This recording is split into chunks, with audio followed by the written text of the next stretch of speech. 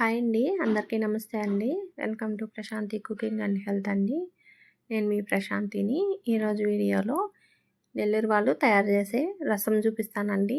భలే రుచిగా ఉంటాయి. ఒక్కసారి మీరు ఇలా చేశారనుకోండి 3 రోజుల వరకు గాని ఉంటాయండి. ఈ రసంతోనే అన్నం అంతా తినేస్తారు. అంత రుచిగా ఉంటాయండి. తప్పకుండా ట్రై చేయండి. ఫస్ట్ టైం కొత్త వాళ్ళు ఈ వీడియో చూస్తుంటే ప్లీజ్ మా ఛానల్ని సబ్స్క్రైబ్ చేసుకోండి. నేను చూపించిన వీడియో నచ్చితే లైక్ చేయండి. మరి వీడియోలోకి వెళ్ళిపోదాం. చూడండి, చింతపండు అండి. 2 నిమ్మకాయలంత సైజులో చింతపండు తీసుకున్నానండి. ఇప్పుడు కొంచెం వాటర్ పోసుకొని ఇది 2 సార్లు శుభ్రంగా కడిగేసుకోండి. దీంట్లో ఏదైనా ఇసుక దుమ్ము అది ఉంటుంది. కొంచెం చింతపండు ఇలాగా తీసుకుంటూ కడుక్కోండి. ఇలా కడిగేసుకొని ఇప్పుడు నీళ్ళు పోసుకోండి. చింతపండు బాగా నానద్ది. ఈ రసానికి అన్నీ రెడీ చేసుకునే లోపల చింతపండు కానీ నానిపోతుందండి. చూడండి, 3 టమోటాలండి బాగా పండినవి నీట్గా కడిగేసుకొని పక్కన పెట్టుకోండి. అలాగే ఫ్రెష్గా ఉండే 3 రెమ్మల కరివేపాకు ఇది కానీ నీట్గా కడిగి పక్కన పెట్టుకోండి. అలాగే ఒక గుప్పెడండి కొత్తిమీర లేత కాడలతోటే తీసుకున్నాను. ఇది కానీ నీట్గా కడిగేసుకొని ఇది పక్కన పెట్టుకోండి. ఇప్పుడు టమోటాలు ముక్కలుగా కట్ చేసుకోండి. కొంచెం పెద్ద ముక్కలుగా ఒకటి కట్ చేసి చూపిస్తాను చూడండి. ఇలాగ పైన తొడిమి ఉంటుంది కదా, ఇది కానీ తీసేసుకోండి. ఇప్పుడు కొంచెం పెద్ద ముక్కలుగా కట్ చేసుకోండి. ఇలా పొడవుగానే ఉండిచ్చేసుకోండి. చూడండి, అన్నీ కట్ చేసేసాను. ఇలా కట్ చేసి పక్కన పెట్టుకొని ఇప్పుడు రసంలోకి మసాలా పొడి చేసుకుందామండి. చిన్న సైజు మిక్సీ జార్ తీసుకున్నాను. ఇంట్లోకి 1 స్పూన్ ధనియాలు వేస్తున్నానండి. అలాగే 2 స్పూన్లు కందిపప్పు వేసుకోండి. ఇప్పుడు 1 స్పూను జీలకర్ర వేసుకోండి. అలాగే 1/2 టీ స్పూన్ అండి మిరియాలు, 1/4 టీ స్పూన్ మెంతులు అండి. మెంతులు వేసుకుంటే చాలా బాగుంటాయండి. ఒక్కసారి ఇలాగే చేసి చూడండి, మీకు ఎంత బాగా వస్తాయో రసము. అలాగే 3 ఎండుమిరపకాయలండి ఇలా తుంచి వేసుకోండి. ఇంకా కారం వేయకుండా ఎండుమిరపకాయలు వేస్తున్నాను. అలాగే చూడండి, ఒక 12 వెల్లుల్లిపాయలు, కొంచెం పెద్దవి అయితే 7, 8 వేసుకుంటే సరిపోతాయి. 2 రెమ్మలు కరివేపాకు వేసుకోండి. అలాగే వెల్లుల్లిపాయలు కానీ తొక్కు తీయకుండానే వేసానండి. తొక్కు తీయకపోయినా పర్వాలేదు. అలాగే కొత్తిమీర అండి, ఇందాక నేను కడిగి చూపించాను కదా, ఒక గుప్పిడి ఆకని దాంట్లో సగం వేసుకోండి. ఇప్పుడు కొంచెం మిక్సీ పట్టుకొస్తే చూడండి సరిగా నిలవలేదు. ఇప్పుడు కొంచెం నీళ్లు పోసి స్పూన్తో ఒకసారి ఇదంతా కలుపుకోండి. ఇలా కలిపేసుకొని మళ్ళీ పైన మూత పెట్టేసి కొంచెం బరకగా మిక్సీ పట్టుకోండి.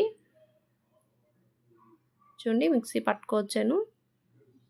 మరి మెత్తగా ఏం పర్లేదు, కొంచెం బరకగా ఉంటే సరిపోతుంది. ఇప్పుడు ఇది పక్కన పెట్టుకొని స్టవ్ వెలిగించుకొని గిన్నె పెట్టుకొని 2 టేబుల్ స్పూన్లు ఆయిల్ వేసుకోండి. ఆయిల్ కాస్త వేడైన తర్వాత 1/2 స్పూన్ ఆవాలు వేసుకోండి. 1/2 స్పూన్ జీలకర్ర వేసుకోండి. ఇప్పుడు ఒక 1/2 స్పూన్ ఇంగువ పొడి వేసుకోండి. రసం మంచి సువాసన వస్తా చాలా బాగుంటాయండి. మీ దగ్గర గడ్డ ఇంగువ ఉన్నా కానీ వేసుకోవచ్చు, చిన్న ముక్కలుగా చేసుకొని. అలాగే 1 రెమ్మ కరివేపాకు వేసానండి. ఇప్పుడు పక్కన కట్ చేసి పెట్టుకున్న టమోటాలు ఉన్నాయి కదా, ఇవి కానీ వేసేసుకోండి.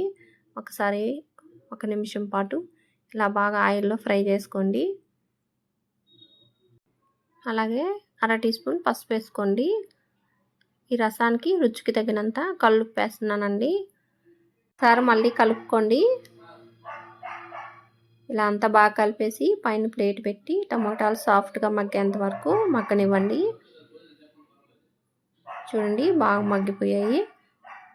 టమోటాలు బాగా మెత్తబడిపోయాయి. ఒక్కసారి గంటితో ఇలా ఒత్తి చూస్తే బాగా మెత్తగా అయిపోయాయండి. ఇప్పుడు పక్కన మసాలా పేస్ట్ ఉంది కదా, అదంతా వేసేసుకోండి. ఒక్కసారి ఆయిల్లో ఈ పేస్ట్ అంతా బాగా వేపుకోండి. ఎక్కువసేపు వేపకూడదండి. ఒక్కసారి ఇలాగ ఆయిల్లో అనుకొని వెంటనే స్టవ్ ఆఫ్ చేసేయండి. ఎక్కువసేపు వేగితే మళ్ళీ రసం వేరుగా వస్తాయండి, టేస్ట్ మారిపోతాయి. స్టవ్ ఆఫ్ చేసేసి ఇప్పుడు చింతపండు ఉంది కదండి నానబెట్టుకుంది, ఇది ఒకసారి అంతా బాగా నలిపేసుకొని ఇలా చెయ్యి అడ్డం పెట్టేసి ఇదేమి పడకుండా నీట్గా అంతా రసం వేసేసుకోండి.